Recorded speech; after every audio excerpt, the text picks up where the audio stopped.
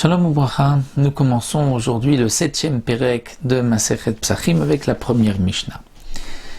Dans ce Pérek, nous allons voir tout d'abord comment on va faire griller le Korban Pessah, puisque le Korban Pessah, nous avons l'obligation de le griller sur le feu. La Torah dit, on ne pourra pas en manger Al tochlu mimenu na, s'il est à moitié cuit, ou bachel mevushal bamaim, ou si il a été cuit dans de l'eau, donc à moitié grillé ou cuit dans de l'eau. Donc pour cela, le Korban Pessah doit être posé directement sur le feu et il doit griller par le feu.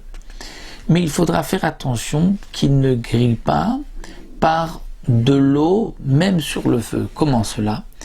Eh bien, si on prend comme bois qui servira de broche un bois humide, un bois qui va, pendant que l'on grille le Korban Pessah, faire sortir de l'eau, eh bien cette eau va chauffer et va cuire le Korban Pessah. Donc le Korban Pessah aura cuit par l'eau et pas par le feu. C'est pour cela que le Tana de la Mishnah nous dit Ketzat solim et Pessah. Comment on va griller le Korban Pessah? Mevim shapud shel rimon.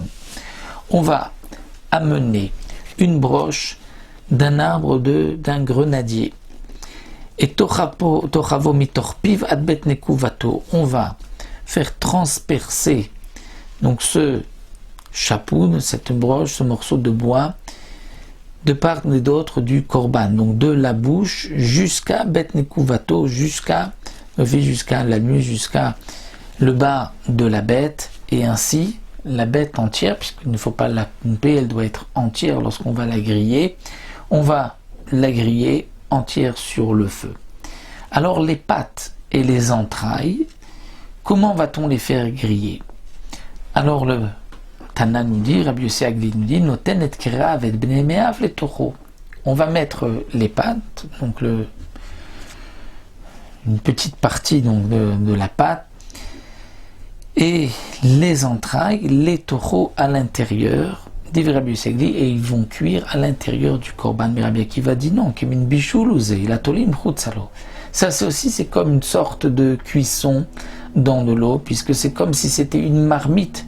Ça veut dire le korban est comme une marmite, on met à l'intérieur les entrailles. Pour Rabbi Akiva, non, il faut les placer chutzalo à l'extérieur, c'est-à-dire sur donc les mettre sur ce bois, ce chapoud. On va continuer de transpercer les entrailles et les pieds, et ainsi on va faire griller le Korban Pessah. Donc là, la Mishnah nous a enseigné qu'il faut utiliser un bois de grenadier parce que lui ne fait pas sortir de l'eau pendant la cuisson, alors que les autres arbres, les autres branches font sortir de l'eau, et donc le Korban va cuire par l'eau et pas par le feu directement, même si bien sûr il y a toute une partie qui va cuire par le feu, mais la partie qui aura cuit par l'eau nous aura fait transgresser l'interdiction de la Torah.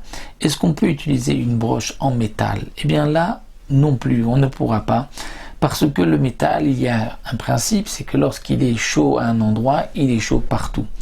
Et donc, le métal va chauffer par le feu et va ensuite faire cuire le Korban Pessah par l'intérieur.